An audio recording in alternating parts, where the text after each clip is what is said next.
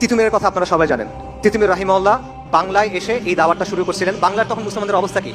মুসলমানরা তখন ধুতি পরে, মুসলমানদের নাম হিন্দুদের মতো, মুসলমানদের নামের শুরুতে শ্রী যোগ করে, পূজার জন্য মুসলমানদের কর দিতে হয়, মসজিদ বানাতে হলে হিন্দুদেরকে কর দিতে হয়, এরকম একটা অবস্থা, এবং মুসলমানরা হিন্দুদের অনুকরণ করতেছে সব কিছুর মধ্যে। এই অবস্থায় তিতুমির রাহিমাহুল্লাহ এসে কোরআন সুন্নাহ দাওয়াত দিলেন, কুফর শিরক বিদআত ফাহিশার বিরুদ্ধে দাওয়াত দিলেন, এবং তিনি মুসলিমদের বললেন যে তোমাদের নাম এরকম হইতে হবে, তোমরা ধুতি বন্ধ করে এই পড়ো, লুঙ্গি পড়ো। এই বিষয়গুলো তারা তখন করলেন, এবং তার চারপাশে বিরাট একটা জামাত তৈরি হয়ে গেল। এবং যখন জামাত তৈরি হয়ে গেল তখন এই হিন্দু জমিদাররা তার বিরোধিতা করলো, তাদের বিরুদ্ধে অ্যাটাক করা শুরু করলো।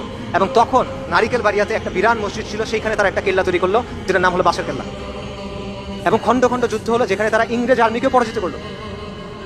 1830 নভেম্বর থেকে 1831 নভেম্বর পর্যন্ত 24 পরগনা এবং নদিয়ার বিশাল এলাকা তিতুমির রাহিমাহুল্লাহ যে জামাত দখল করে রাখছিল, এবং তিনি সেখানে ইসলামী শাসন কায়েম করছিলেন।